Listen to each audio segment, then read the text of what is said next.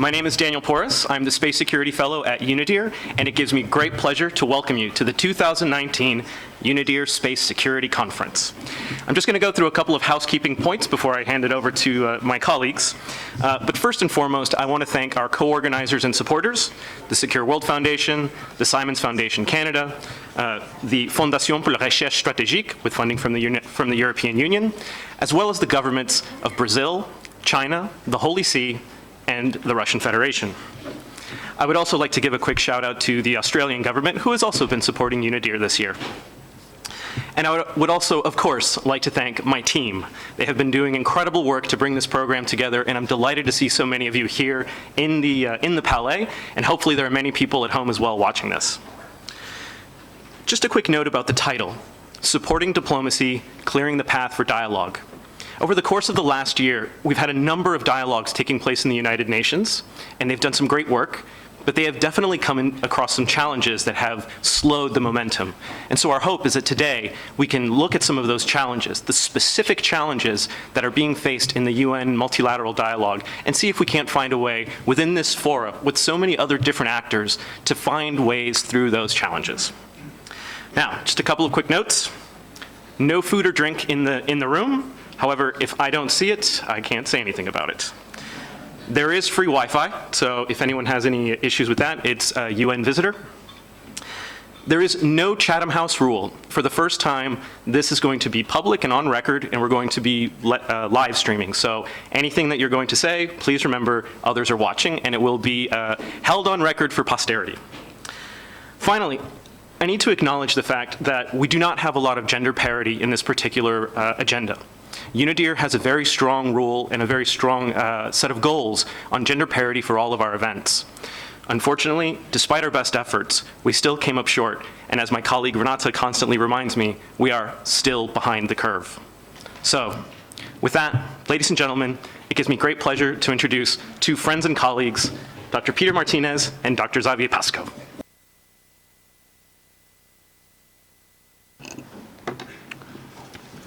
Thank you, Daniel. Good afternoon, Excellencies, distinguished colleagues, ladies and gentlemen of the press.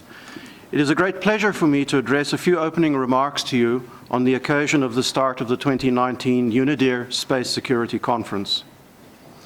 For many of us, this conference has become a fixture in our calendar that we look forward to each spring in this beautiful location here in Geneva.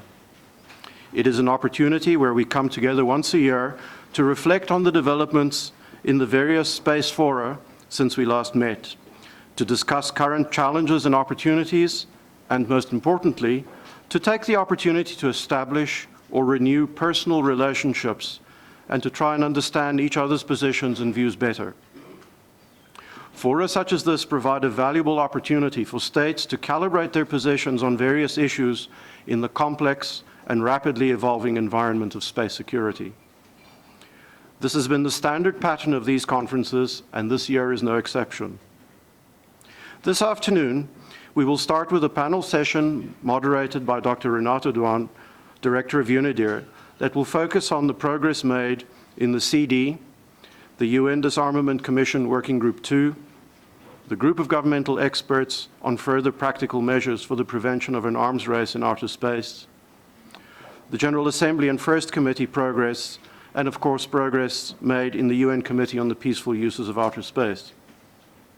All these status updates will be provided by distinguished colleagues who are playing leading roles in their respective fora. This will set the scene for the subsequent panel sessions, which will focus on the current topical issues.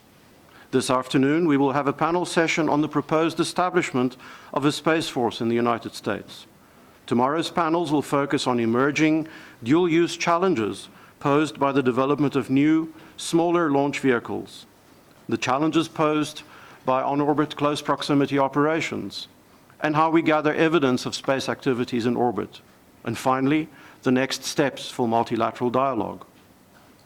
This list of topics reflects the reality that space activities are becoming increasingly conceived, funded, and developed by the private sector.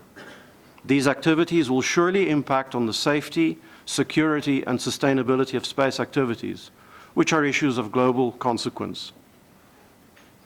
The inclusion of the panel on the next steps in multilateral dialogue is also important, because many of the challenges we face in space security are intrinsically multilateral and cannot be addressed by a small group of space-capable countries that could agree among themselves on rules of the road.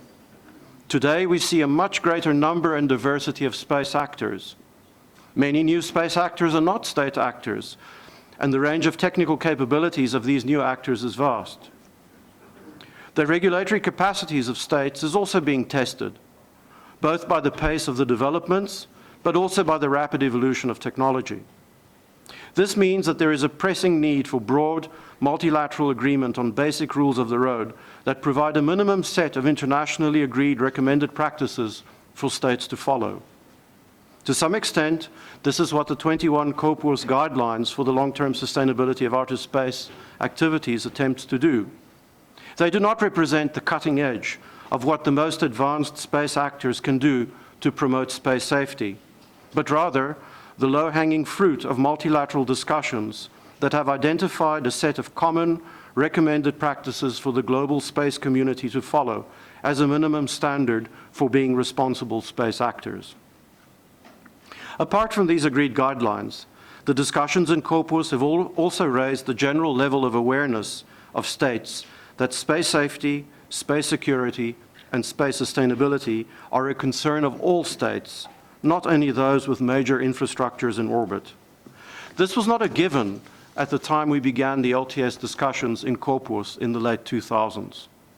And I would further comment that the discussions on the guidelines that could not reach consensus within the mandate of the COPUOS working group was also very useful for all the states involved, if only to expose where there are areas of disagreement that still need to be further discussed. To be sure, there is much more work to do, and I hope the upcoming session of COPUOS in June will be able to agree on a way forward for the next phase of the LTS discussions. In the meantime, it would be helpful if those states that are already implementing the agreed guidelines could share their implementation experiences with other states as one way of socializing the implementation of the guidelines by the broader space community. In closing, I would like to acknowledge our pleasure in working with Dr. Renate Douan and her colleagues at UNIDIR. It has been our pleasure as Secure World Foundation to partner with UNIDIR and the other partners of this year's conference. At Secure World, we share UNIDIR's vision of the importance of bringing together states, international organizations, civil society, the private sector, and academia to build and implement creative solutions to disarmament and security challenges that will benefit all states and peoples. For us, this is a natural partnership, and we look forward to this conference each year. We would like to thank Mr. Daniel Porras of UNIDIR and his colleagues for all their efforts to organize this year's conference. I would also like to acknowledge and thank Victoria Sampson of Secure World, who led the interactions with UNIDIR, for all her efforts. I wish you all an insightful exchange of views, fruitful deliberations, and stimulating informal networking interactions over the next day and a half. Thank you.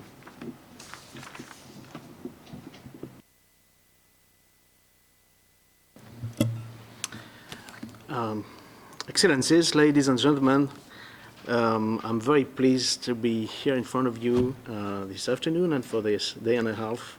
I'm Xavier Pasco. I'm the director of the French Fondation pour la Recherche Stratégique, Foundation for Strategic Research.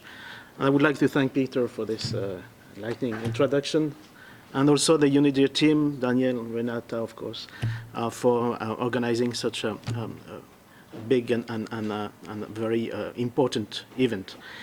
I'm very happy, and the Foundation is very happy to co-sponsor this conference with the support of the European Union at a time when space policies and activities worldwide have been going through multiple transformations. Much has happened since the Cold War, and we can give a few examples of this, just a non-exhaustive list. We can talk about the increasing role of space technology in defense and security, which has led to historic space nations to reconsider their relationship with the sector, with space applications, and with space as a whole. But also some more recent space players have also largely contributed to these transformations, firstly by making space something different from a restricted club that it used to be, and also by bringing into this club with a new political and geopolitical dynamics.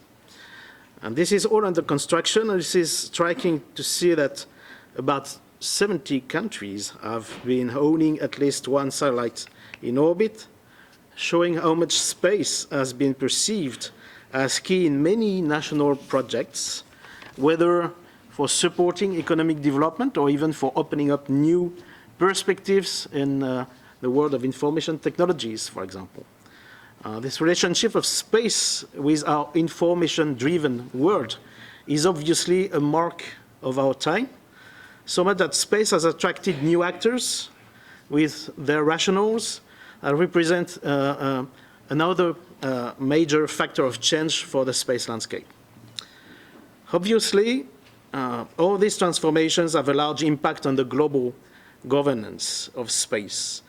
And the questions that have been asked about making the legal and political environment of space evolve is what groups us today and tomorrow.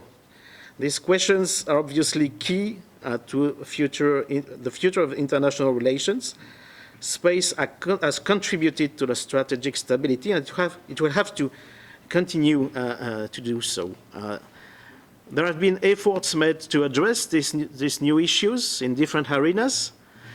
Here in Geneva, but also in Vienna, it's been recalled by Peter, especially with the invaluable work of Copios, especially under your leadership, Peter, who greatly helped shape these ongoing discussions related to the LTS, long-term sustainability of activities, space activities. Space is also having links with larger strategic issues, and this is what we are with one of the panel tomorrow, dedicated to transparency in the field of ballistic missiles and space launch, and taking interest in the interesting example, for example, of the Hague Code of Conduct as a transparency tool. We'll try to demonstrate that in this panel tomorrow. So we have a plate that is very well garnished. I mean, many issues will have to be addressed. It's key for the international community to have a large look at these evolutions. I'm thus looking forward to our coming debates, and I wish you all a fruitful conference. And thank you to all.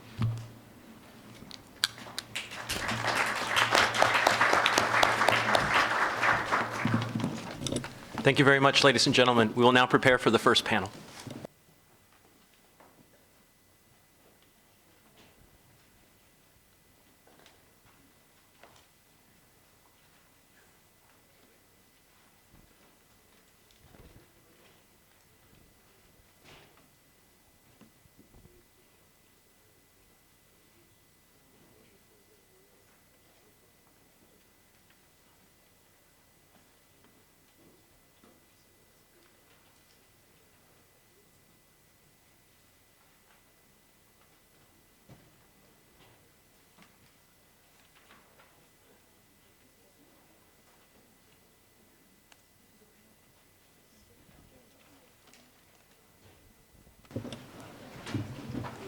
Thank you very much, everyone. And I'm glad we've gotten off to a start straight away. We have a very rich panel in front of us, as you will see, of real experts. And we have also, I think, no less than 3 experts from the recent GGE on Paris, including the chair of the group himself. So it's a great team of experts to join. So because our time is limited and we want to make the most of the time, I'm going to move relatively quickly into this discussion. Let me just say from my place, we're delighted to have you all here. We're delighted to have this annual conference. And it's a great conference that we get to work with 4 collective institutes working on this together. So it's a great partnership over the years. And it's a great time to have this discussion. As Peter and Xavier highlighted, a lot has been happening over the course of the last 18 months at the political level, at the security level, at the economic level, at the private sector level, and at the technological developments. So how we respond to that and how we engage and how multilateral dialogues and debates can effectively help us and support us in regulating safely and securely the remarkable developments in space is really one of our key questions today. The 5 panel members that you'll see before you are all very distinguished, and each have been part of one of the processes, at least one of the processes underway over the course of the last year. I'm not going to go into biographies in great detail because I know that time is limited, but I will just introduce each of them briefly as I invite them to speak, and their bios are also behind you. As we think about the discussions and in taking stock where we are today, really I think what we're keen to do to bring out at the opening discussion already is what was the substance of the various discussions that took place in these multilateral fora over the course of the past year. What were key themes? Where were areas of convergence and where were areas of divergence? So do we have a better sense today in May 2019 of where we are on some of the fault lines as well as some of the recognized areas of possible consensus? And might that offer us a menu that we can start to think about how we go forward? The second question relates to process. How do we sustain the momentum that began over the course of 2018 with discussions in the Conference on Disarmament, in the Disarmament Commission, with the establishment of the GGE, and with an increased level of attention and focus on the activities of the Committee on the Peaceful Uses of Outer Space? So how do we sustain that momentum even if we haven't reached the success in those processes that we may hope? And linked to that, is there a need for us to think about the coherence across those different processes? Do we need streamlined processes, or is there value in distinct and separate domains and parallel conversations? So they're really some of the questions that I'd like our speakers to identify. They may wish to bring other themes. What I'm going to suggest we do is allow all 5 speakers to briefly introduce their topics. They're going to, unfortunately, be relatively constrained, so that then we can open up the floor for questions, comments, and engagement. So without further ado, I'm going to invite Ambassador Li Song, the Deputy Permanent Representative of the People's Republic of China to the UN in Geneva, who's no stranger to the Conference on Disarmament. This is his second tour of it, to introduce briefly the work of the Conference on Disarmament related to PAROS, which, of course, the Conference on Disarmament has discussed the prevention of an arms race in outer space since 1985. And more recently, we saw subsidiary Group 3 discuss the matter over the past 18 months. Ambassador Li, the floor is yours. Thank you.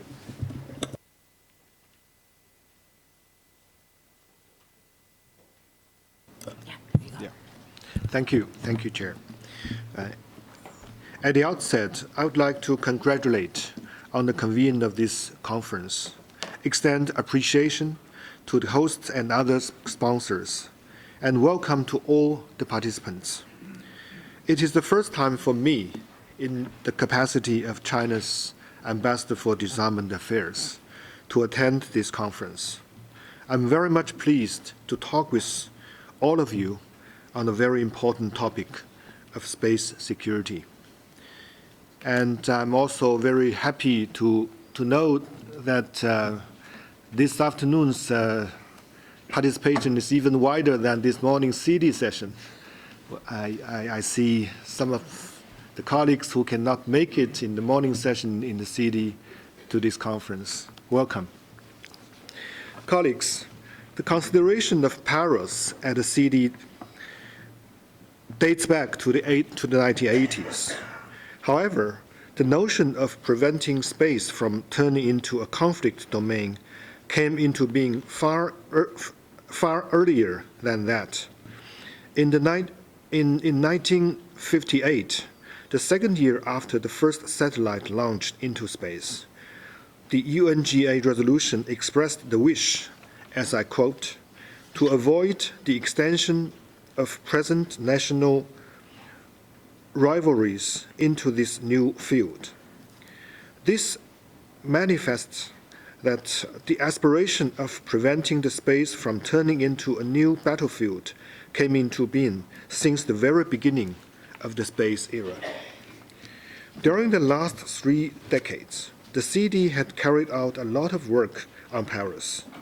In 2008, China and Russia, taking into consideration of the previous discussions, submitted the draft PPWT to the CD and updated it in 2014, which has enjoyed overwhelming support from the international community. Regrettably, due to the objection of certain countries, the CD had been unable to carry out substantive work on the draft for years. Considering the importance and urgency of this issue, in the year 2017, China and Russia suggested on the establishment of the UNGGE to make recommendations on substantial elements of the international legally binding instrument. With tremendous efforts, the experts produced a well-balanced and objective draft report, which could have served as a basis for consensus. However, due to the blocking of only one country, the GGE failed to adopt any substantial report. The chair of the GGE will brief us on the topic later on. Here, I would like to express my appreciation to Ambassador Patriota, his professionalism and excellent work. Though the outcome is not satisfying, the process itself matters a lot. That has been the most profound and substantive discussion on space arms control in decades, and has laid important foundations for our future work on the negotiations of a legally binding instrument on Paris within the CD. Colleagues, the current global strategic security landscape is undergoing unprecedented and profound changes. Outer space is turning into a new domain of strategic security. In further promoting CD's work on Paris, we need to clarify several fundamental questions. Firstly, is outer space facing the risks of arms race and weaponization? Some hold the view that there is no arms race or weaponization in outer space. Let's take a look at the reality. In the recent years, driven by the strategy of seeking dominance in space, a superpower had explicitly defined space as a war-fighting domain, speeding up its military buildup, seeking to forge military alliance, and planning to introduce missile defense systems into space. Some other countries are following the suit and promoting their military space capabilities. An arms race in and weaponization of outer space is not crying wolf, but already an imminent threat. Witnessing all these developments, if we still insist that there is no arms race, no threat, we are either selectively blind or lacking political will. Therefore, we have to feel the urgency of space arms control and avoid going through the old path of nuclear weapons, which is developed first and disarmament later. Secondly, are the existing international legal instruments adequate to prevent an arms race in outer space? This question had been fully discussed during the recent GGE. While some have different views, most of the participants acknowledge that, although the existing legal instruments have played an important role in ensuring the peaceful nature of space, they are unable to keep weapons other than WMD out of space, nor could prevent threat or use of force against space objects. Objectively speaking, it has been 40 years since the last legal instrument on space was adopted, and there is no international space arms control instrument so far.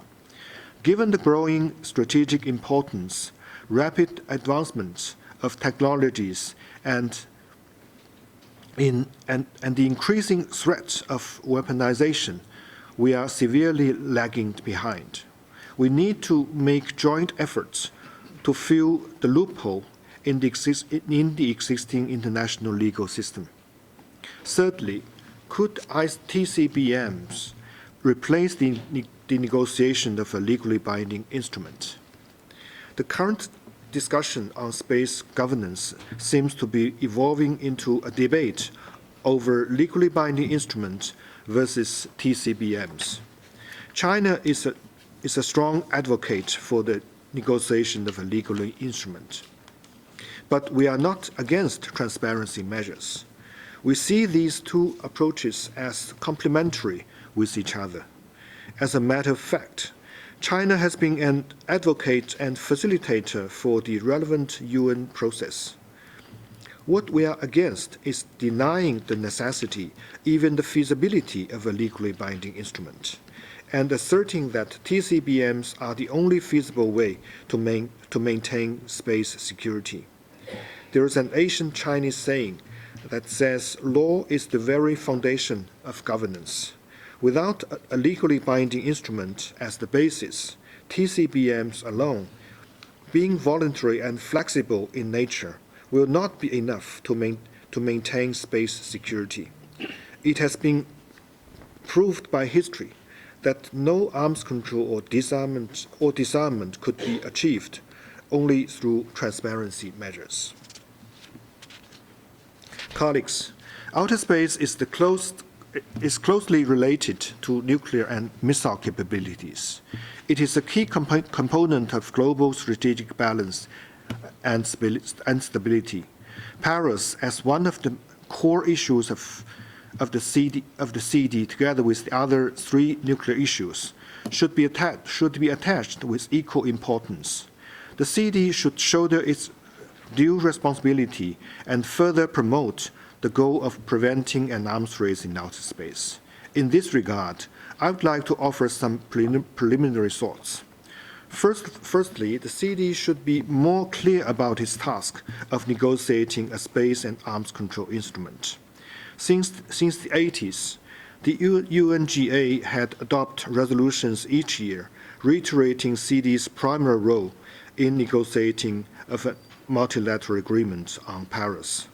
From the open-ended informal meeting of the GGE this year, we could see this remains the common aspiration of the international community. The CD should respond to the call of the international community and make every effort to start the negotiation as soon as possible. Secondly, before arriving at a balanced and comprehensive program of work to start a negotiation, the CD may hold technical discussions on the key elements of the legal instrument.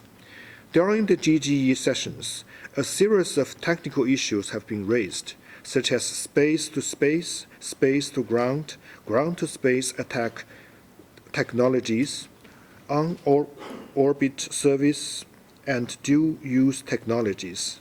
The CD could carry on the work of the GGE and organize technical discussions on the scope, obligations, verification, definition, and TCBMs of the legally binding instruments to prepare for the future negotiation. Thirdly, the CD should strengthen linkage with other UN fora working on the space security. Within the development of space application, the boundary between security and safety in space is blurring. In recent years, the UNDC, UNCOPOUS, UNGA First and Fourth Committee have carried out a lot of work in this regard. The CD should open up and establish context with these UN bodies, as well as academia and industries, by inviting them to speak in the conference regularly, so as to broaden horizon and add new perspectives and inject vitality to this work. Last year, the CD had established subsidiary bodies to have in-depth discussion on all its core issues and successfully adopt reports. This has been valuable, and it is not only an innovation on CD's working method, but also helps to promote the substantive dialogue. Although we could not arrive at a decision to establish subsidiary bodies this year yet, it should not hold us back from carrying out substantive discussions. It is my hope that the rotating presidency could make the best use of the time left, carry on what has already been achieved in space arms control, to make refreshed contribution to the maintenance of peace and security of outer space. I thank you. Thank you very much, Ambassador Lee, for your comprehensive overview of the Conference on Disarmament that also touched on the GGE. I'm going to move straight away now to our second speaker, Ambassador Jérôme Coureman, who facilitated the UN Disarmament Commission's deliberations as part of its 2018-2020 work program on space, and is also a member of the GGE, I understand. So, Jérôme, the floor is yours, and if I can ask you to retain your comments to no more than 5 minutes, that would be great. Thank you. Sure. Yeah. Thank you, Chair, and also congratulations to UNIDIR for organizing this conference.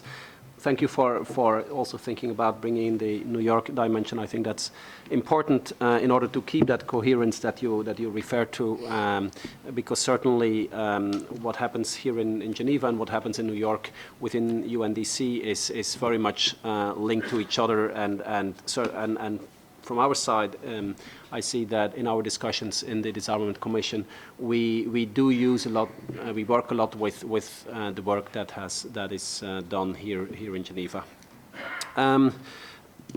As far as the need for TCBMs, of course, everyone in this room knows that the outer space legal regime is rather underdeveloped, if I may say. I mean, since the last real treaty dates from '67, and that efforts to come to a legally binding treaty, as Ambassador Lee has pointed out, have been so far unsuccessful. Meanwhile, there is indeed a growing significant strategic significance of outer space for national security purposes, and Ambassador Lee already listed several of the issues there. I would like to add that it's not only an issue of security, but it's certainly also an issue of safety. We see that more and more with much higher numbers of satellites in space, issues of mitigation of space debris, emergence of new space actors, the risks of collisions and clogging up of orbits in an environment with these mega constellations of hundreds of satellites is obviously increasing. Some of you may have followed the news just a couple of days ago about this launch of space by SpaceX, private actor, of a chain of satellites, 60, that you could actually physically see from here on Earth.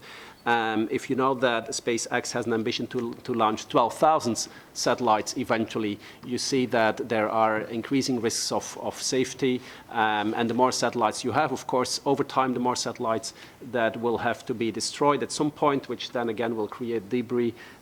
So safety is also a very big issue, and safety and security are somehow linked to each other, because it is very easy to make errors, to make mistakes, and then simple safety issues can be seen as potential threats and can have unintended consequences. So there is a need to manage all that, and TCBMs definitely play a role in eliminating misunderstandings, mistrust, miscalculations, both with regard to typical security issues and safety issues.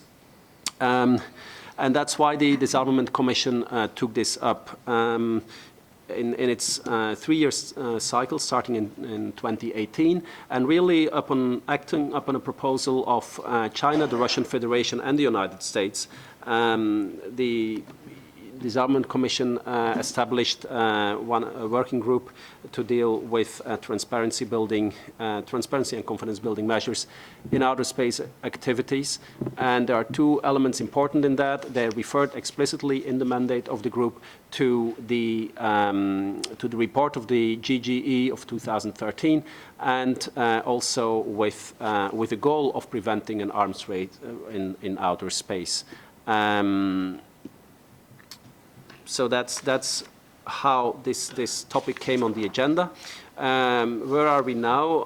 In our discussions, we started our discussions in 2018. It is important to remember that this was a new topic, and therefore it was really 2018 was a year where we had very initial discussions. I mean, this was really new for a lot of people following these discussions in Geneva, in New York. So the working group laid down 4 objectives. The first one is to articulate how the practical implementation of TCBMs can contribute to the prevention of an arms race in outer space and to the promotion of peaceful uses of outer space for the benefit of all.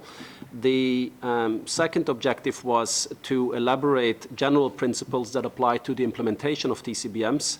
The third was to make recommendations on the TCBMs themselves, on the development of practical implementation of specific voluntary and pragmatic TCBMs, as well as other non-legally binding measures. And the fourth is to specify the roles of the different actors in the practical implementation of these TCBMs. Now, where are we in 2019? As you may know, I think most of you are fully aware that we did not have a formal session of the UNDC this year, so we reverted to informal discussions, but we were still able to make some substantial progress in a way that we had actually some really interesting, substantial discussions informally, and I think it's again, you saw this convergence where people really looked into the work that has been done here in Geneva before. You saw that coming back in their interventions. So there was pretty broad agreement among those member states participating in the informal discussions with regard to the recognition of the critical importance of outer space, the recognition of the growing concerns for both security and safety in outer space, the need to prevent an arms race in outer space, the recognition that there is also a need to consolidate and reinforce the existing legal regime concerning the use of outer space. Then to the objectives, there was also a broad agreement on the objectives of what the working group should do and of the TCBMs to make sure that that TCBMs can augment safety, sustainability, and security in space operations.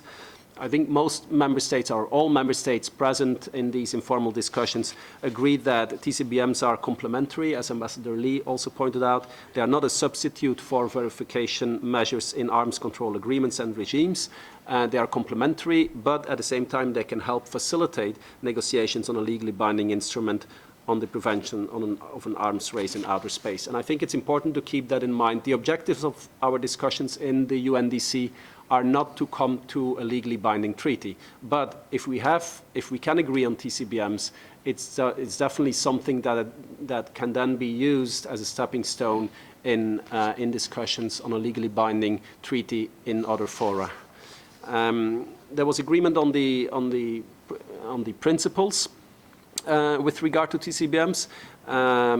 First one would be the universality of exploration of outer space. Outer space exploration should be open for all member states, and TCBMs should not prevent member states who are currently not exploring outer space to actually enter into that domain. Also the principle of non-discrimination, not hindering the right to develop new technology. The universality in scope, taking into consideration the fact that there are actually a lot of actors and not just countries, individual countries, but also private actors, and we have to take these on board. And the fact that TCBMs should be clear, practical, and proven, and be able to effectively confirmed by other parties in order to be useful. Then, with regard to the actual recommendations of TCBMs, there have been, a number of them have been, countries actually agreed on them, and you will see that quite a few of these come back in the discussions of the GGE that Ambassador Patriota has chaired. There was a call for states to uphold the political commitment not to be the first to place weapons in outer space, information exchange on space policies, amending existing reporting templates of the UN report on military expenditures to incorporate major military outer space expenditure and space systems. Another recommendation is the development of space situational awareness guidelines for better data sharing. There is also, and I'm fully aware that there is no consensus about this issue, but it has been floated by several member states, a call on member states to subscribe to the Hague Code of Conduct against ballistic missile proliferation. There are among the recommendations also risk reduction notifications, for instance, the advance notification of intentional orbital breakups, of planned active debris removal operations, and also pre-launch notifications, voluntary visits to space launch sites and facilities, international communication, and the establishment of national contact points. These were recommendations that have been floated, have been proposed within the Disarmament Commission Working Group 2 and the informal discussions this year. Now, as my last point, where are we now and what will happen next? A lot, of course, will depend on whether we have a formal session next year or not. If we do not have a formal session, I think we kind of we have run our course in terms of how far we can go in informal discussions.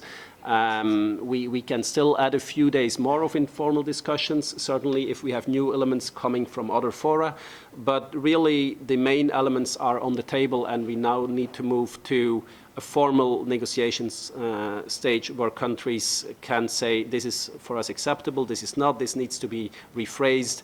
This can only be done in a formal setting. So I really hope that next year we will be able to have a formal discussion, and then we can really move forward with these recommendations that I mentioned before, and to see how we will exactly formulate them in order for them to be acceptable to all member states. Thank you.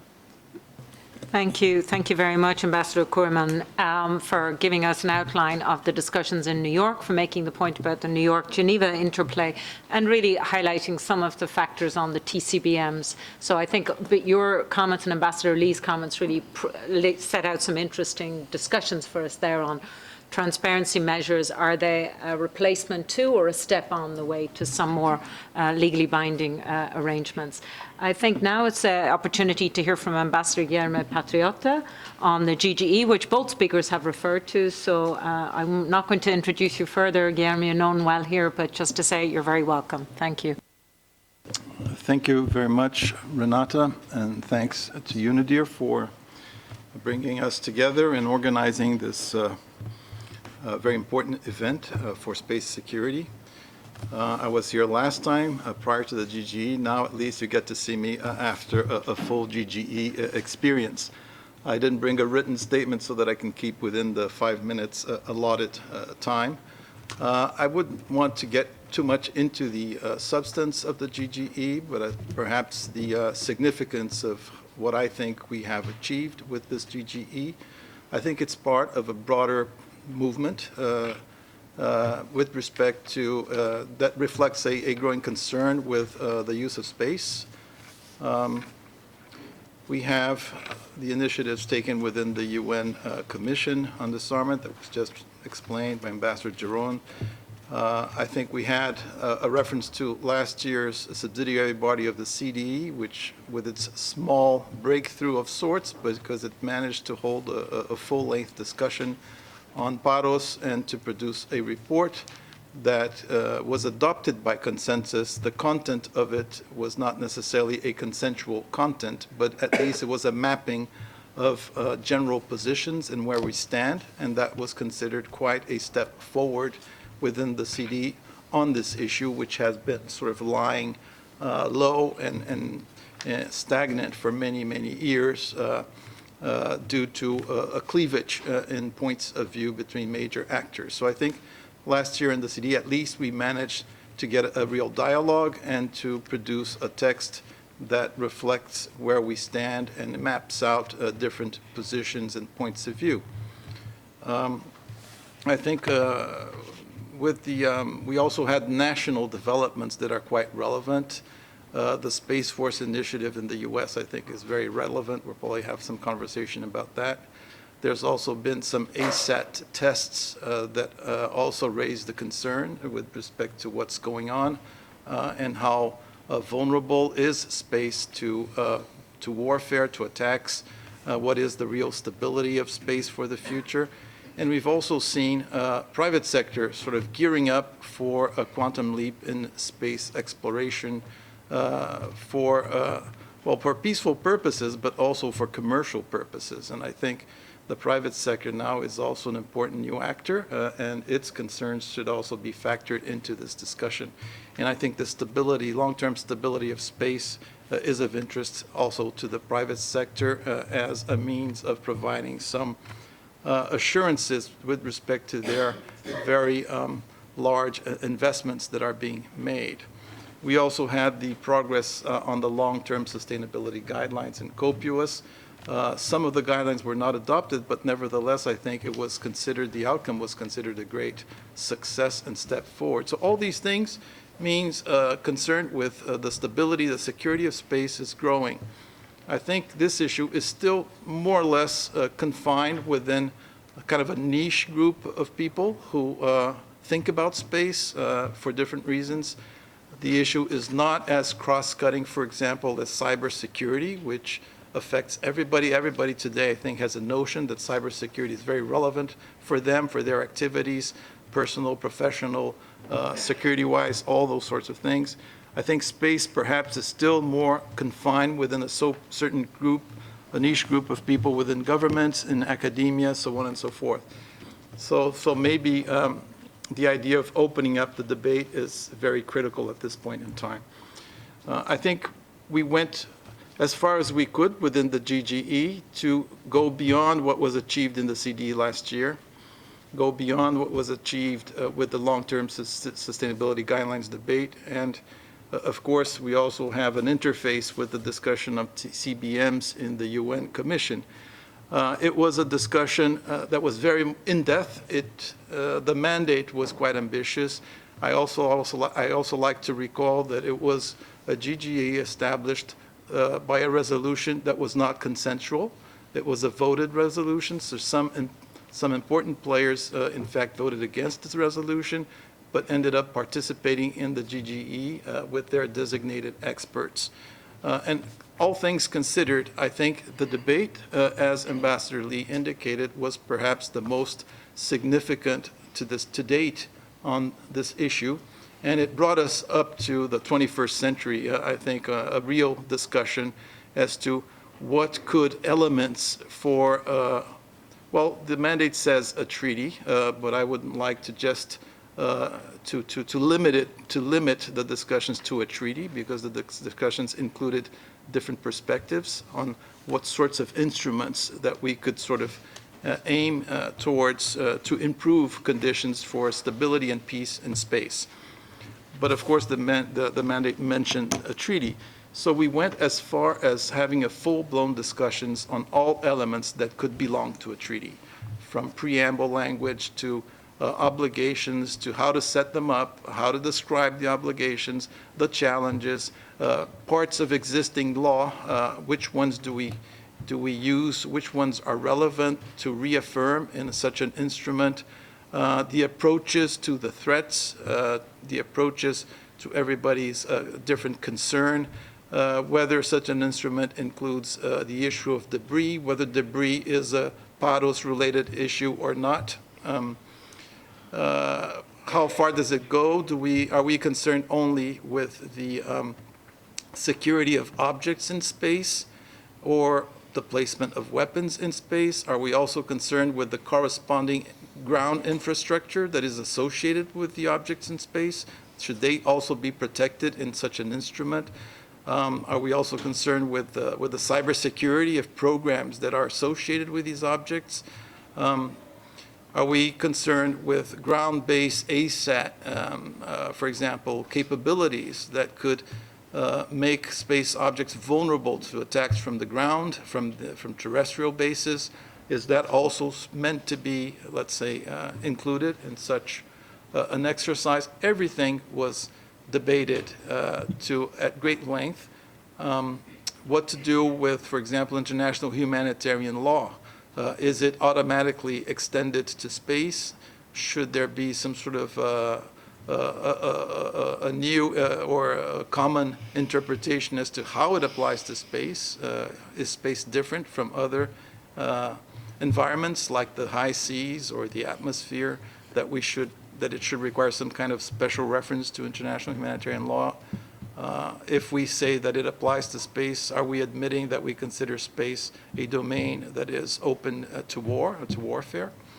So all these things were discussed. The institutional aspects of a treaty, how many should sign it and ratify it for it to enter into force? Should it have a qualified sort of ratifying or not? Should all space-faring nations necessarily adhere to such an instrument for it to enter into force or not?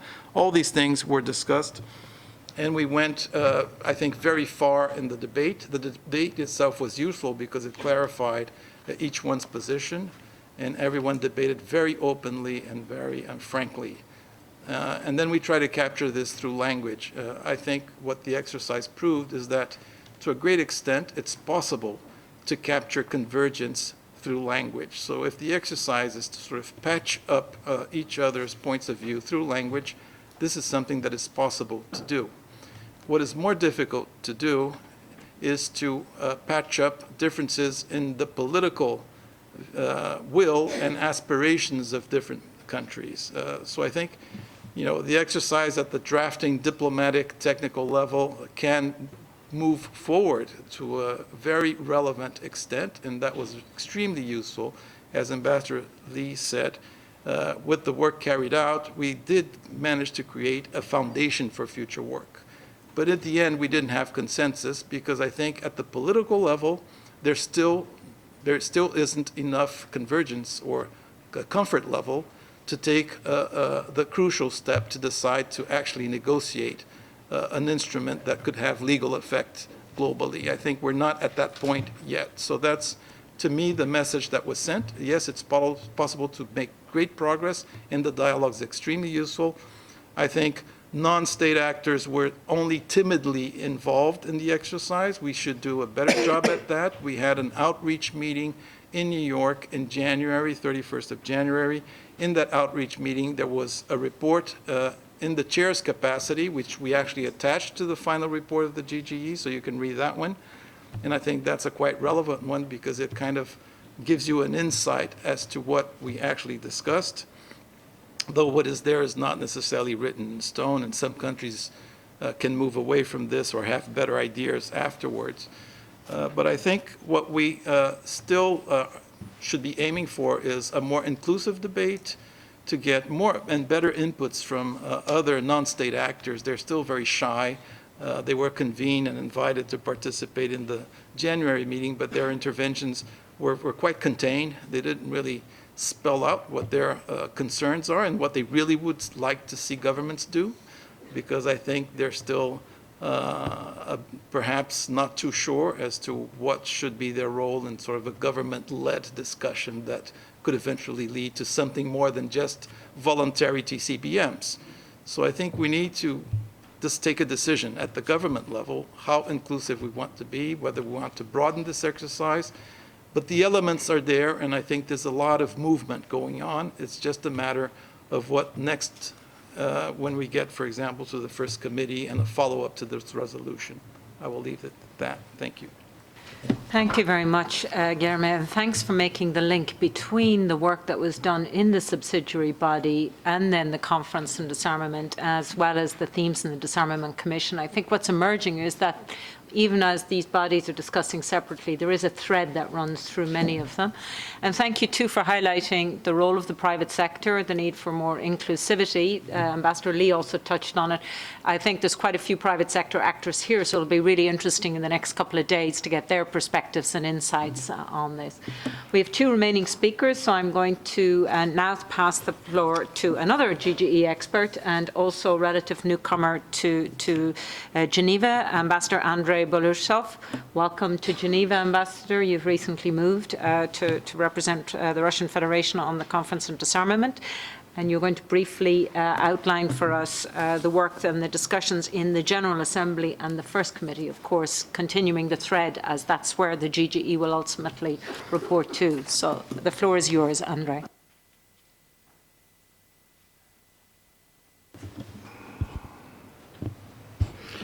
Thank you very much for the kind words in my address. But unfortunately, I'm not yet ambassador, but I'm working on it, and potentially we all here are ambassadors. But thank you very much.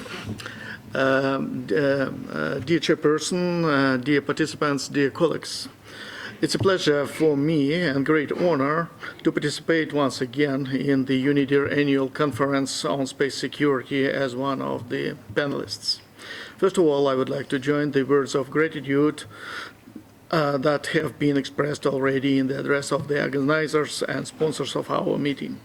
I also want to stress that the UNIDIR conference long ago became a true independent platform for open, frank, and expert exchange of opinions on a rather wide spectrum of outer space issues.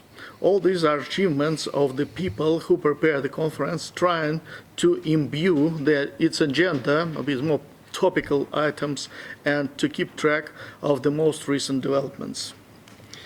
I would begin the substantive part of my statement with one short, but in my opinion, very important reservation. I would like to draw your attention to the title of the conference. It seems to me that rather limited in comparison with the scope of problems we are going to discuss for the next 2 days. We will touch upon not only security of outer space as a sphere where today more than 60 actors are engaged to a certain extent in exploration and use of it, as well as carry out various activities in their interests. Whether we want or not, but while discussing outer space issues, we have to speak about security of space activities, its predictability, transparency, and sustainability. Moreover, we definitely should touch upon such an issue as safety of space operations. That is the core element of any activity in outer space. And of course, we will not be able to shy away from deliberations on the importance of space technologies for sustainable development and their impact on the future of humankind. All these themes are equally important and should be granted with higher attention. But for the purpose of my statement, I would like to highlight the issue of possible effect of specific kinds of space activity on international peace and global security here on the Earth in our common home. All the more, I have to give an overview of the situation with outer space issues in UNGA and its main forum, the First Committee, devoted to disarmament and international security issues. At the moment, outer space is the only domain of human activity which remains free of weapons. Moreover, all outer space activities are based on principles and norms that remain of extreme importance nowadays. They are contained in the Outer Space Treaty of 1967. These very principles and norms serve to some extent as guarantees against the weaponization of outer space. The Russian Federation, like many other countries, view its task on the international arena in strengthening the regime established by Outer Space Treaty in order not to allow outer space to become a new zone of military confrontation and to preserve it for exploration and use for peaceful purposes. Our approach is shared by an overwhelming majority of the UN member states. The traditional resolution prevention of an arms race in outer space, presented annually by Egypt and Sri Lanka, serves as a foundation for joint efforts of international community in this regard. It contains a set of very important general provisions that define common approach of countries to the Paris issues, as well as provide some hints on means that could be used to prevent an arms race in outer space. The main message that this document sends: Paris is our common problem, and we, I mean the UN member states, need to elaborate practical measures to eliminate the threat of the OS weaponization. The absolute majority shares this message. In this connection, it merits to mention the resolution adopted by the overwhelming majority. At 73rd UNGA First Committee session, it got 178 votes in favor, and such level of support is not an exception. On the contrary, it is a standard result for at least a recent 5-7 years. Now there are only 2 practical initiatives that are presented for the consideration of the international community: Russian-Chinese draft treaty on the prevention of the placement of weapons in outer space and of the threat of or use of force against outer space objects, and the political obligation not to be the first to place weapons in outer space. They are both mentioned in the UNGA resolution no first placement of weapons in outer space, which has been supported by the 2/3 of UN member states for recent 5 years. I would like to draw your attention that the main work on both initiatives has been done outside the UNGA and its first committee. It is impossible to have detailed expert discussions in the first committee, partly because the main task of the forum is to outline, by adopting resolutions, the list of issues on which the international community should focus during the new UNGA session, as well as to esteem the work done within the previous session. As a rule, the delegations come to the first committee with prepared in advance positions regarding the issues they are most interested in. Understanding the specifics of the first committee process, we incorporated in our resolution on no first placement initiative only the call to the UN member states to consider the possibility of upholding as appropriate a political commitment on no first placement initiative of weapons in outer space. At the same time, we carry out work to make clear the purpose, scope, and positive developments of taking NFP obligation in the first committee as well. However, all this does not exclude the tough deliberations on the initiatives in the first committee and in the UNGA. Another important first committee document is the UNGA resolution on TCBMs that until the 73rd session had been adopted by consensus. The goal of the resolution is to confirm the importance of the recommendations of the GGE on TCBMs that have been working in 2012-2013 under the Russian presidency, and stimulate the process of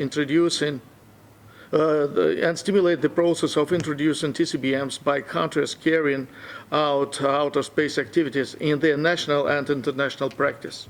Unfortunately, this resolution lost its consensus nature last year due to the position of several countries. I see the main reason for it in extremely high level of politicization of the work of the first committee, as well as in the readiness of certain states to sacrifice positive developments in arms control and non-proliferation to its national military ambitions. In this context, I would like to emphasize a specific trend which we have been observing for the last 2 years. What I mean is that due to the efforts of certain countries, we face the revitalization of an old and very dangerous concept in securing national interests. Now we more often hear that to ensure national interests, one needs to build up its military potential. As to outer space, some countries' representatives speak in favor of deploying weapons on Earth's orbit in order to defend national space assets, first of all satellites.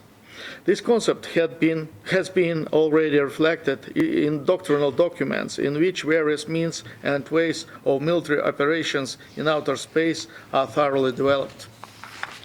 We consider this concept as a dangerous one because it misleads the international community in its efforts to find proper answers to existing challenges and threats.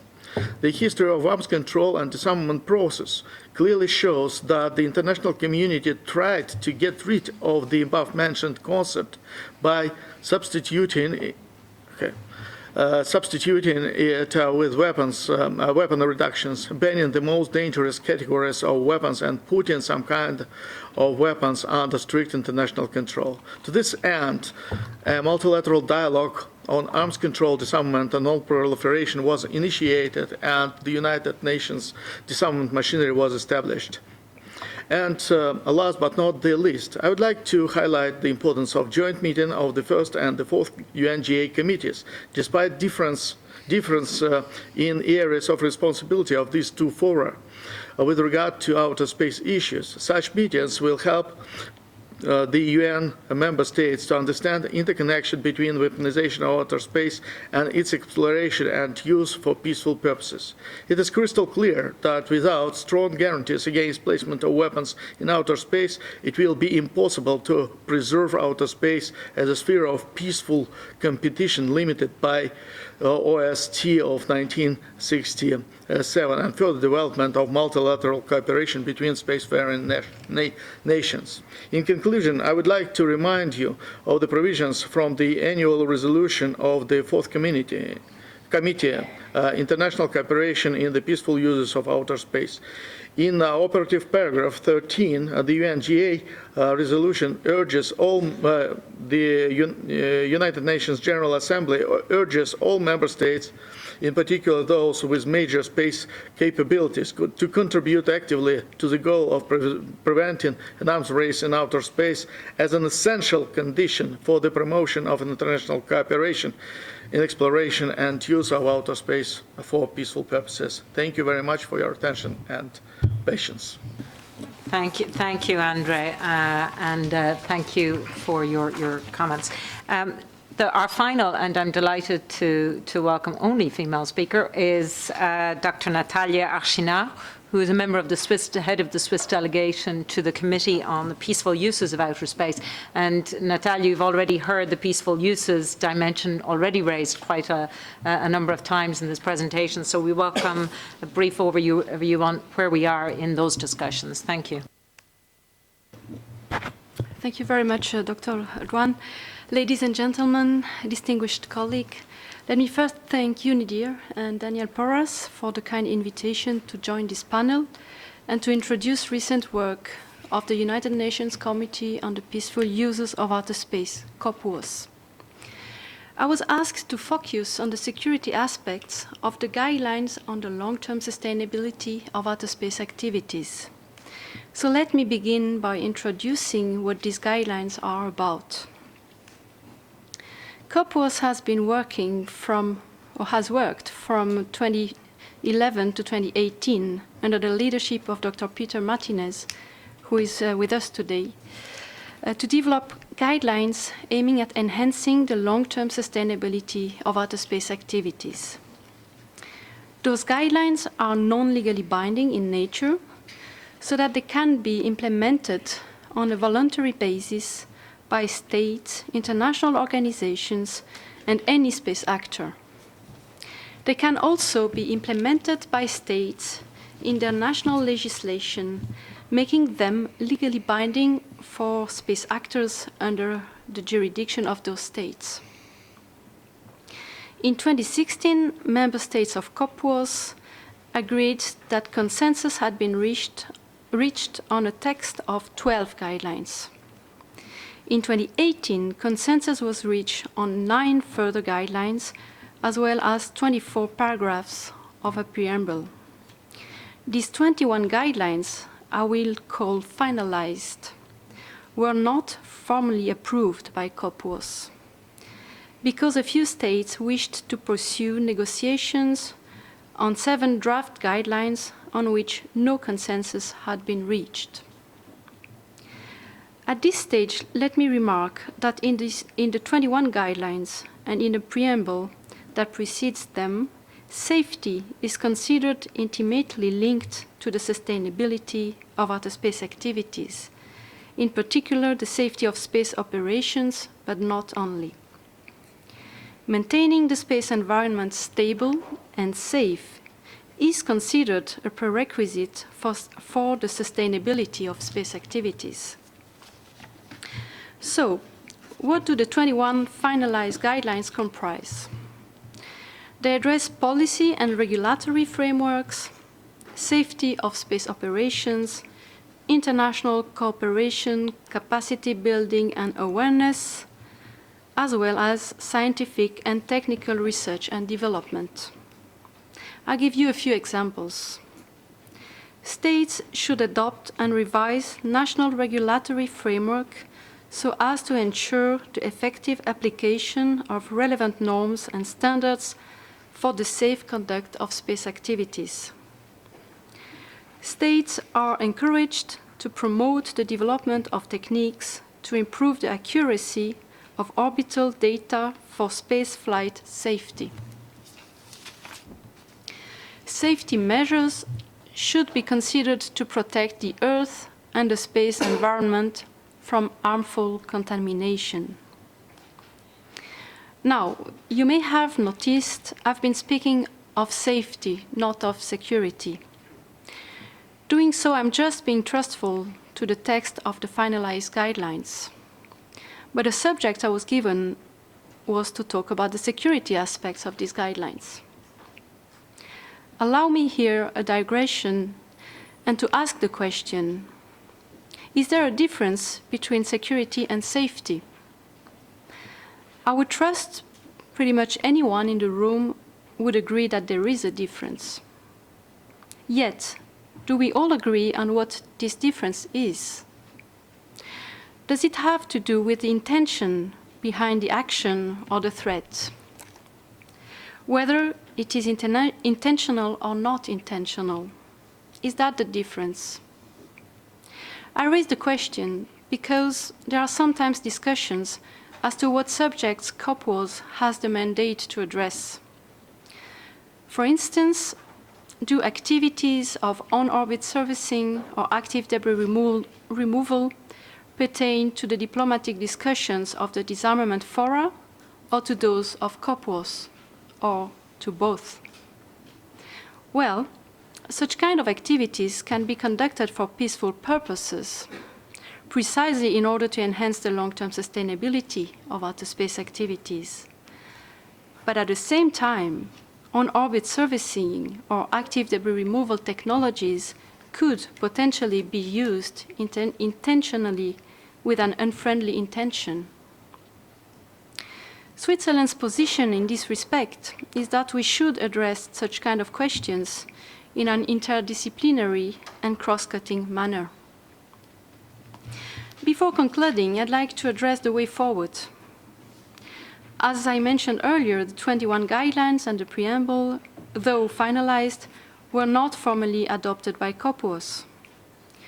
A majority of states, members of COPWAS, would like this material to be recommended to the General Assembly for adoption. Several states have started working on the implementation of the 21 guidelines at national level and are encouraging others to do the same. This year, Russia and China have proposed the establishment of a new working group to continue working on the 7 draft guidelines. As designated chair of COPWAS for the upcoming 62nd session, Brazil will hold consultations with the support of South Africa with the aim to find an agreement on the endorsement of the 21 guidelines by the General Assembly and at the same time on the establishment of a new working group. On its side, Switzerland had proposed in 2017 and 2018 already the establishment of a new working group. because Switzerland is convinced that further work is needed to tackle upcoming challenges associated with the long-term sustainability of outer space activities. In an effort to make progress on finding common ground on topics of possible further work, Switzerland will hold a special meeting on the 11th of June in Vienna on the day prior to the 62nd session of COPUOS. All delegations to COPUOS are welcome to join and to participate actively. Thank you for your attention. Thank you. Thank you very much, Natalia. Thank you very much, Dr. Archinard. It's not often, colleagues, here in Geneva that we get Vienna, New York, and Geneva all together on the same panel. So I hope that was useful in just helping to frame some of the themes and the discussions. I think what we saw is the continuity of themes. I think Dr. Ambassador Lee pointed out how long it's been since these issues have been on the UN multilateral bodies, and all of the speakers referred to the continuity of discussions and themes. At the same time, all of the speakers refer to change. So we have that tension between continuity and change, and in particular those changes being a change in the number of actors in space, a change in the technology of some of the issues, especially around the dual use, and a sense, therefore, of an emerging that I think came through in all the speakers, which is that space as a universal issue of concern and no longer the domain, if you'll excuse the pun, of any one or small set of actors or countries.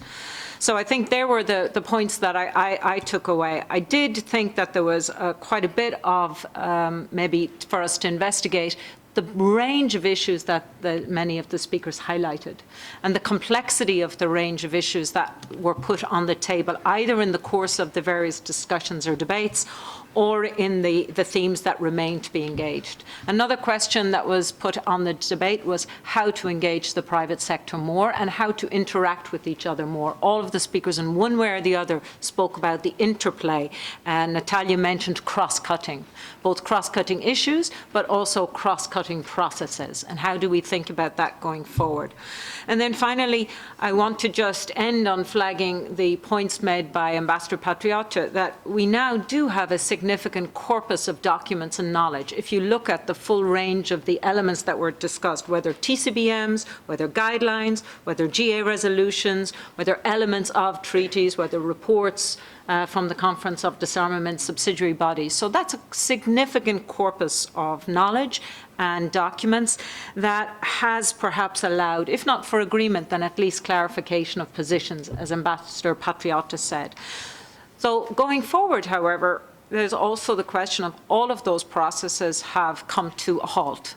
And it's interesting that each one of the speakers talked about a political obstacle by one or more or significant members of states. So we get to a certain area and then we encounter political obstacles or challenges to go forward. So really what I think will be really interesting that we're trying to explore in the coming days is how do we think about advancing? Do we work around obstacles? Do we seek to navigate the political will? Or do we seek to explore the breadth and diversity of the instruments that might help us advance in certain areas, even while we acknowledge political obstacles in others? So thank you for the speakers for that. Please, I'm going to open the floor now for discussions, and I see Australia as our first speaker, followed by Ambassador Paul Meyer from the Simons Foundation. Just put up your hand. I see Dr. Jha from Austin. So I'll start with those speakers while you're thinking about your questions. Thank you. Thank you very much, Renata, and congratulations to all the panellists, and thank you for the contributions that you've all made to this debate in different ways. My question is really going back to basics and whether we're actually still using the right terminology when we talk about PAROS. Now, I work in the CD, so I know that we don't like to change things, but I wonder whether when we're talking about preventing an arms race in outer space, I mean, space is used for military purposes, and depending on your perspectives, you know, weapons may already be in space, and we know the debate about how do you actually define a space weapon. So I just wonder if thinking about the discussions in the GGE, whether it could be productive to talk about maintaining security in space, and then we could have a conversation about the norms around appropriate behaviour in outer space, and how to avoid how we regulate destabilising behaviour in outer space, and that could perhaps sort of point us in a different direction, sort of in between the TCBMs versus a legally binding instrument, and encourage us to think a little bit differently about how we take this forward. So I'd just be interested in any comments on that suggestion. Thank you. Thanks very much, Vanessa. Ambassador Pohlmeier. Yes, thanks, Renata, and my compliments. Really, I think this was an excellent panel, and a reminder that somewhat ironically, in 2018, we had the initiation of a number of promising multilateral processes, be it the CD subsidiary body, the GGE, the UNDC activity, and yet this year they've all come, as you noted, to some checks. And yet my impression was that those checks or failures, if you will, had very little to do with the actual substance of the activities and conversations that had taken place. If you permit me, one question would be any ideas of how one can steer future consideration of substance to avoid the pitfalls of extraneous obstacles curtailing that. And secondly, if I might, on a very practical point, Andrei Batsuvov reminded us of the first and fourth committee joint meeting. My recollection is this is now the third that has occurred. And I believe all of them have had a fairly very generic sort of mandate or theme about sustainability and security in space. Isn't it a time maybe to look to some greater refinement of that topic going forward? So instead of having a more general round of national statements or commentary, that we look at a particular issue that has relevance to both committees' concerns.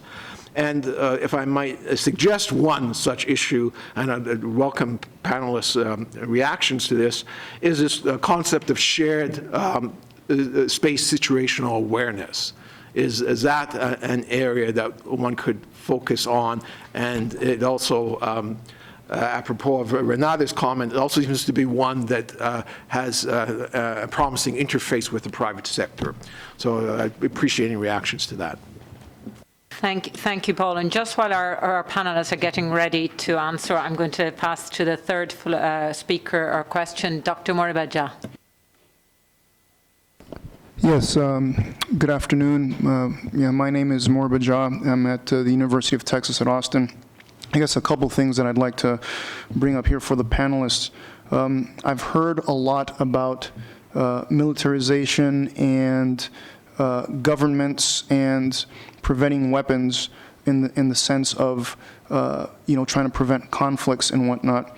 And one of the things that I can say, being that I participate in space situational awareness and have a growing role with commercial actors, is to say that safety, security, and sustainability comes from having a domain that is both transparent and predictable. And the lack of transparency and the ability to predict behavior given any given scenario is part of the problem. I can tell you that conflict between commercial entities will happen. That's just a matter of time. You have near-Earth space is a finite resource, and there's a gold rush. People are launching more and more satellites to make money. Every single domain of commercial activity has seen human misbehavior. To think that space is an area of pure benevolence is naive at best. And so commercial entities need to be addressed and brought into the mix of trying to prevent conflicts, I would say, immediately. So. Thank you. Thank you for that. More of a comment, but also I'm sure will elicit some reactions that the private sector is not just an actor to be brought in, but in itself a player, and commercial tensions between actors and competition may itself be a destabilizing factor. Could I suggest that we start off, if you don't mind, with Ambassador Patriot and Ambassador Lee, but in relation to the question that I think Vanessa from Australia and Paul raised some of the questions. And then, if I may suggest that Andre, the question regarding the first and the fourth committees and possible themes, and obviously all other actors or all panelists, please feel free to speak. Thank you very much. Yes, the PAROS terminology is a bit of an issue. In fact, as we try to develop discussions under this mandate, this became a bit of an odd straitjacket because PPWT itself is not necessarily typically a PAROS-related or entirely PAROS suitable, let's say, approach. Others' approach would also not necessarily deal specifically with an arms race in outer space, and in fact, we couldn't even make sure that we had a common understanding as to what is an arms race in outer space.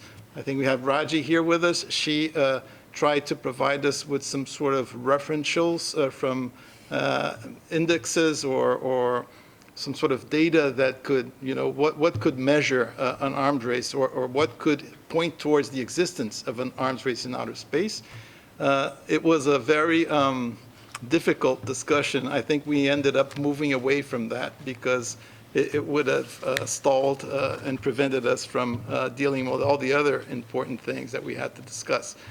So I think my short answer to you is that yes, PAROS seems to me to be slightly an inconvenient terminology at this point because the issues are much, much broader.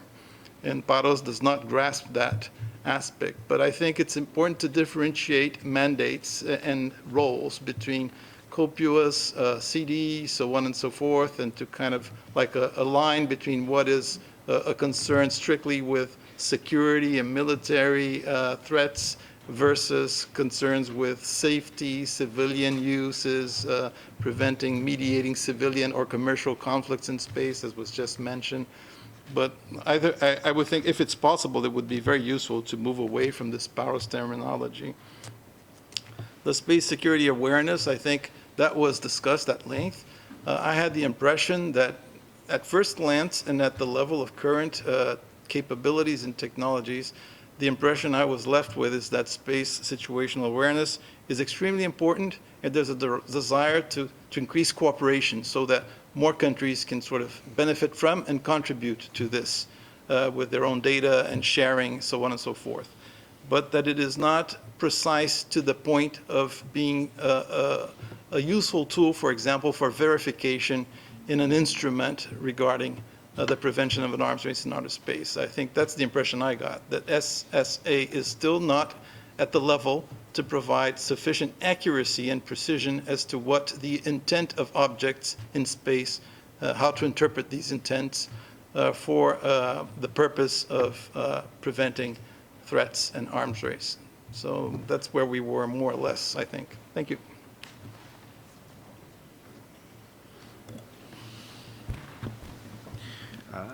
Thank you. I'll try to answer the question or offer my comments put forward by colleagues.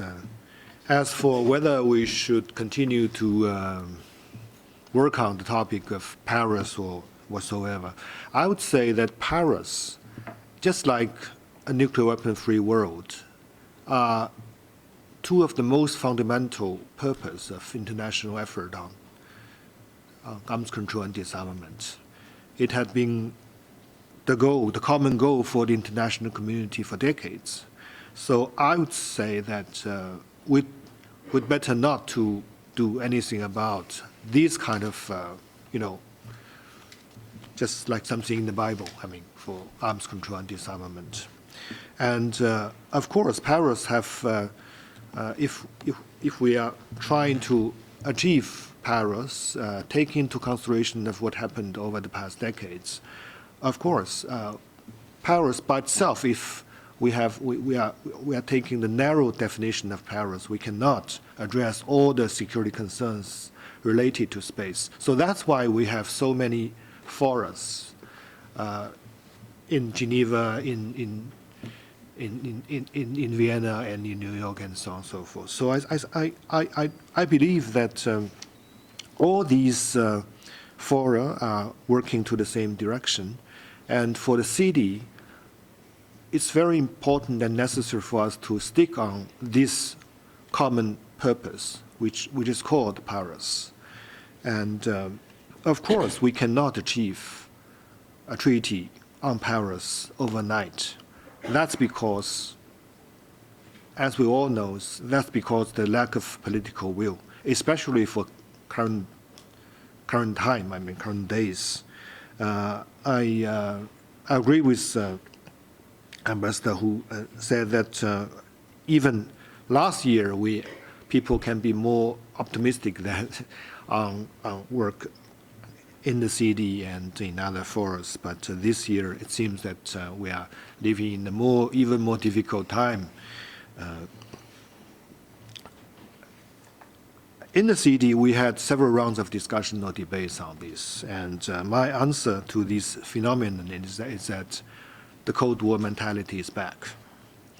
It's back to the CD, it's back to the international, it's back to the national security strategy of certain countries. So, but this is a fact. We have to live with this fact. And so it is indeed very difficult for the CD or even or General Assembly or whatever to agree on, even to agree on negotiate a treaty on Paris. But what, as I mentioned, that since this is one of the most fundamental purpose for the international community, I believe that CD, we have all the reason to keep this topic within the CD. And what we can do now, given the lack of political will, given the lack of any prospect in the foreseeable future, or even for the foreseeable future, that we can achieve a treaty on Paris. I think what we are working very hard, trying very hard to do is what we had last year, that in the format of subsidiary bodies on Paris, we can engage all the CD members on any kind of substantive work which related to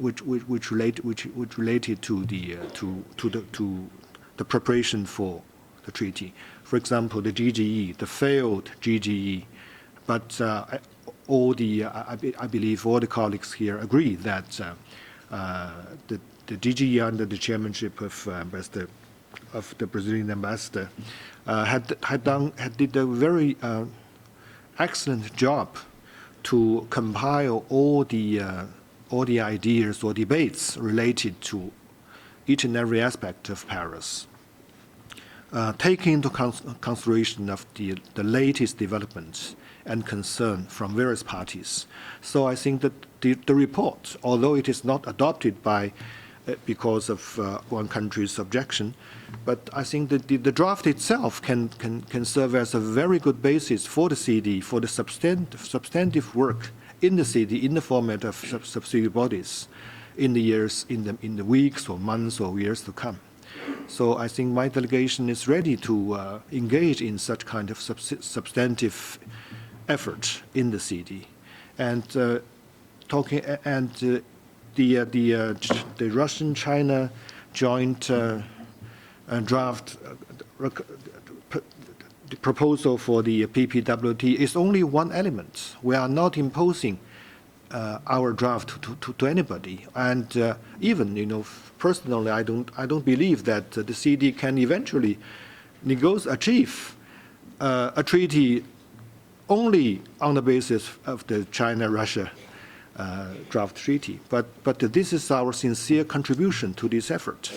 So I do believe that, first of all, we should not give up the idea, the fundamental purpose of Paris. And secondly, it's high time for us, and it is feasible that for us to concentrate our effort on substantive works which can, in whatever way, contribute to the preparation for negotiations in the future. Thank you. Thank you. Thank you very much for that, Ambassador Lee. Andre, would you like to respond to the question on the first and fourth committee, and then I'm passed to Jérôme.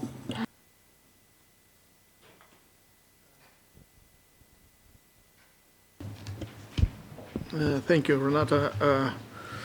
If you don't mind, I mentioned several things in my answer. First of all, I fully agree with my Chinese colleague regarding the Paris issue. Well, the conference on disarmament should focus directly on the main possible threat for the international security and global stability on the placement of weapons in outer space.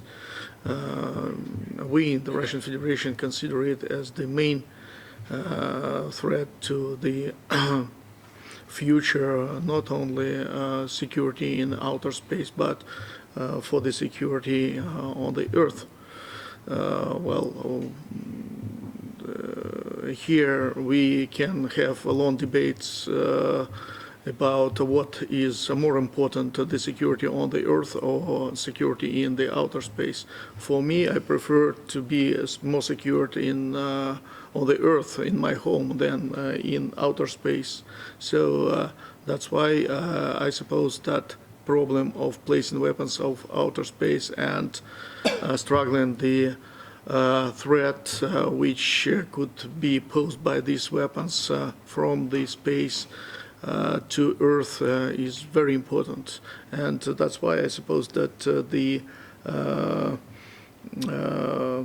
first priority of the CD in context of Paris is to speak about the possible ways to prevent placement of weapons in outer space. But during the GGE deliberations,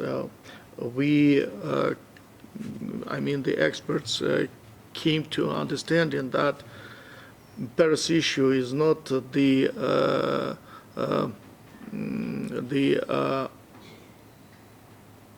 issue about a couple of problems. It's a complex phenomena which should be considered from various points of view, from various sides, and during the discussions on Paris issue, we not should focus only on traditional understanding of placement of weapons in outer space, but we should to take into account the new developments, the developments in the technologies, in space technologies, so the developments in political approaches, the developments even in human psychology, actually. So, but once again, I suppose that the first priority of the CD is to focus on the placement of weapons in outer space. And I would like to correct my Canadian, not to correct, but just to express my opinion that we should speak not about the space weapons, because really it's rather difficult to define what is space weapons. We should speak about weapons in space, and this understanding of this problem was used during the work on the Outer Space Treaty of 1967, because the definition, there's no the definition of weapons, but the word of weapons used in this treaty several times in several articles. So as to the joint meeting and the agenda of the joint meeting of the the first and the fourth UNGA committees. I agree that the freelance deliberations during these meetings without structured and defined agenda maybe not bring much additional value to the deliberations on other fora, but this free exchange of opinions during this joint meeting definitely help us to understand the connection, the tight connection between the issues of peaceful use of outer space and the military use of outer space and weaponization of outer space. As to the new theme to its joint meeting, as to me, I do not have anything against it. It's a good theme, and the concept of shared situational awareness was discussed during the GGE, and there was the understanding that it's one of the very important element on which we can rely during speaking about other issues of security in outer space. And if such a system, such a concept will be introduced, of course, it will put the level of security in outer space higher than it is right now. But the history shows that within this system, we already operating in outer space for more than 60 years. Of course, the situation is changing. The outer space became more congested, and of course, maybe it's time to speak about creating and establishing of such a system. But I suppose this theme is not for the CD. It's, I suppose, this theme is for the COPUS. And I would like to remind about the Russian initiative in COPUS of 2015, when we offered to create an international multilateral platform for exchange of information about the situation in outer space. This issue is discussed in COPUS, and I hope that there will be some positive progress in this issue, because the understanding of the importance of creating something like this multilateral shared situational awareness system is obvious. So, and the question from the professor from the United States about human misbehavior. I would like to focus, to draw your attention to the parallel with the nuclear disarmament. For several years during the nuclear disarmament discussions, there was issue of intentional or non-intentional use of nuclear weapons or non-intentional nuclear explosion, and it was demonstrated that, and it was proved that such the consequences of such unintentional, non-intentional nuclear explosion or use of nuclear weapons will be catastrophic for the humanity, actually. The same I can say about the placement of weapons in outer space. of course, the placement of weapons in outer space will make the possibility of a human mistake in using such weapons rather higher. Right now, there is no weapons in outer space, so the possibility of such mistake is zero. If there will be weapons in outer space, it doesn't matter for which purposes, defensive or offensive. The risk of misuse of such weapons or non-intentional use of such weapons will be higher than it is right now. Right now it is zero. Then when we have weapons in outer space, it will be 1, 2, 3%. I don't know how to assist. I'm going to ask you just a minute. So, thank you. I apologize, Andrei. I just want to give a chance to our last two speakers, and perhaps they can also touch on the issue that I think Dr. Jha was raising, which is private sector and competition between private sector. Is that something that responsible state action, is it that a driver for consensus? And perhaps we can start off with your own, and then Natalia, and that's very much in your area. Thank you. Maybe first to the question of Ambassador Mayer. Certainly for the UNDC this year, it's true that the fact of not having formal discussions had indeed nothing to do with the substance of the discussions, but with other issues. But how we can get around it? Well, we did it by having informal discussions, and we did make some progress. But obviously, as I said before, we cannot continue doing that. At some point, you have to start formal discussions again when you're really formally negotiating about wording, exact wording of elements that are on the table, and I think we have reached that point. So therefore, next year we would have to have a formal discussion.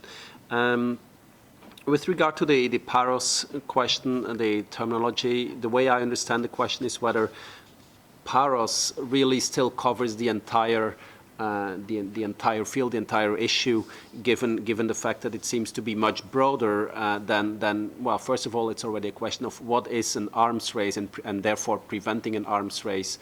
At what point do you talk about an arms race and not just having some satellites in outer space or even some weapons? But also it's broader in the way that we have much more actors and there are so many other elements, and I think that really brings us to the question of private actors and also the question of safety. When you talk about PAROS, you don't think about safety. I mean, if PAROS means you take a very limited view on what you try to achieve, that may be too limited for where we are these days. But I think at the same time, certainly in our discussions in the UNDC, that people take a much broader view on the situation, and certainly including issues like safety and the connection between safety and security. But we should also try to avoid a semantic discussion about PAROS or not, and then getting ourselves lost in 2 years of discussion about finding a new wording. That would not be very productive, as long as we can really, as long as we all agree that about what we should be talking about using the word PAROS. I think that could be fine. I found the remark of Mr. Jha very, very interesting about private actors, because when we think about commercial actors, we usually seem to think about them in terms of safety of all these satellites that put in space. We don't really think so much about conflict between themselves, and neither do we think about them as actors of conflict, possibly on behalf of states, but in just like private security firms are acting on behalf of states in wars on the ground, on Earth. And so that certainly is a dimension that I think we need to incorporate, because that goes beyond the typical safety elements that we think about when you think about the mega constellations and the collisions that you will have and the possible security consequences that may have in terms of miscalculations, that people think it's somehow an attack when it's not. But the idea of conflict between commercial actors and also the idea of commercial actors as actors in conflict, even also in conflict between states, is certainly a dimension that I think we need to incorporate in our thinking as we develop language on these issues. And especially as those space areas become more contested and crowded, I think, and congested, I think. Our final speaker, and Natalia, if you'd like to raise any of the points that, including on the private sector. Thank you very much. Yes, well, I think there is one element I'd like to come back to. We heard from our colleague from Australia. What about having the CD addressing, so not perils, but maintaining security in space or norms of appropriate behavior in space? And I'd like to recall the efforts which were conducted by the European Union a few years ago to propose an international code of conduct on outer space activities, and which entailed actually very good proposals for norms of responsible behavior in space. And I'd like, looking back or remembering recalling us about this project, I'd like to emphasize or highlight one of the very beneficial aspects of it. And that is that that project brought the disarmament community and the space community together at the same table to discuss in a cross-cutting way the different aspects of space security, space safety, and space sustainability. And that is something which I believe would need to be preserved when we speak of norms of behavior. We would need to have experts from both sides, so to say, at the table of discussion. Because if you, just giving you an example, if you think of a close proximity operation of a satellite approaching another one, and if you want to decide what is the limits or the distance which would be the limit for this close proximity operation to be considered as too close, right, an aggression, then you need the space experts on board to help decide. So that's why we have to work together on establishing such kind of norms of behavior. And what about indeed using the joint meetings at the UNGA or the joint meetings of the first and the fourth committee to make progress on such kind of issues which really address, which have both the safety and security aspects. I agree that the last two meetings, the first such two meetings were not very productive in the sense there were no conclusion or no outcome of them.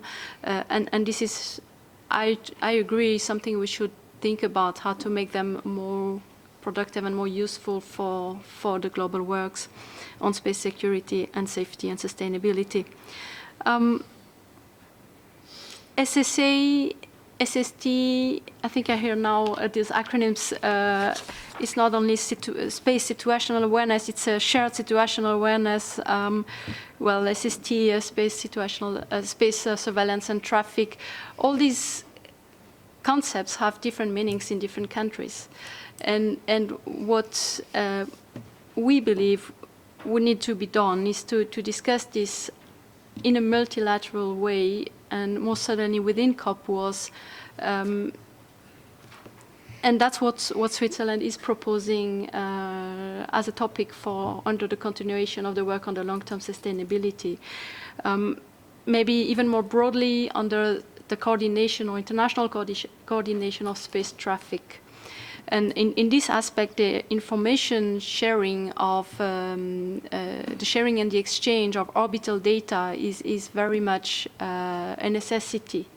Also, be it for improving the prediction of the trajectories in space or improving the standardization of data to be exchanged. and private sector, what was also one of the questions raised, and certainly a question which gains every day more importance because the private sector is much more active in space. I would say that this is my very personal feeling. Well, space law, I mean, states are responsibility vis-à-vis space law, international space law. And they are responsible for developing any new law instrument or soft law instrument. But we need to find, as state representative of states, we need to find a way to include the private sector in those decisions, in the decision-making processes. And, well, COPWAS has started to try to improve the relationship with the private sector. It is clear that private sector representatives can be invited by states in the national delegations. That's the most obvious way to have them on board in the intergovernmental discussions, and that happened actually for the works under the long-term sustainability.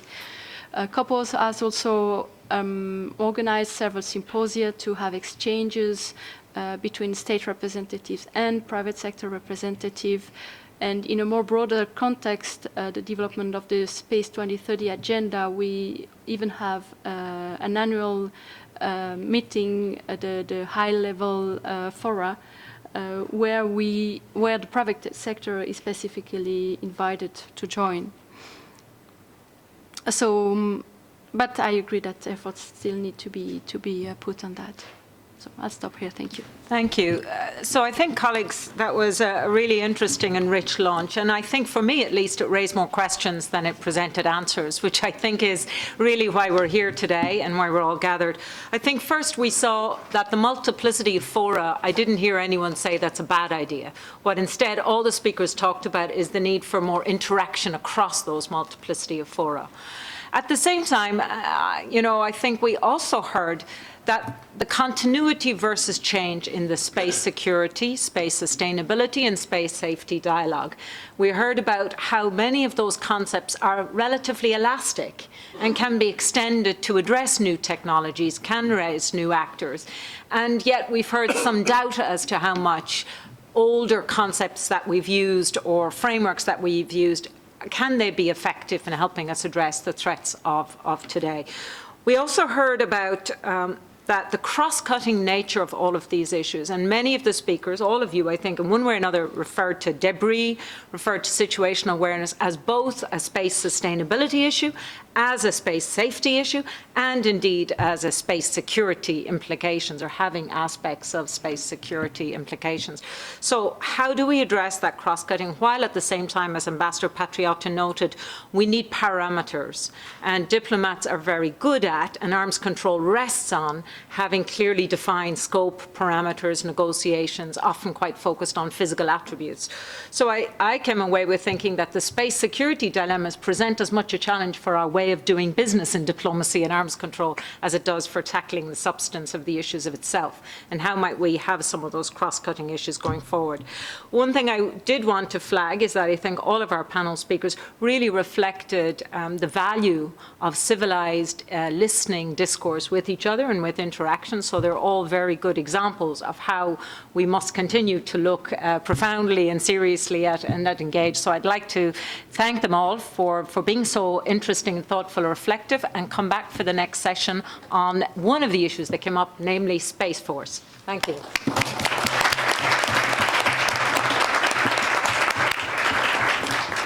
Thank you very much, and that was very helpful. And it was good. Very good beginning. Yes. Can I ask you to just stick around?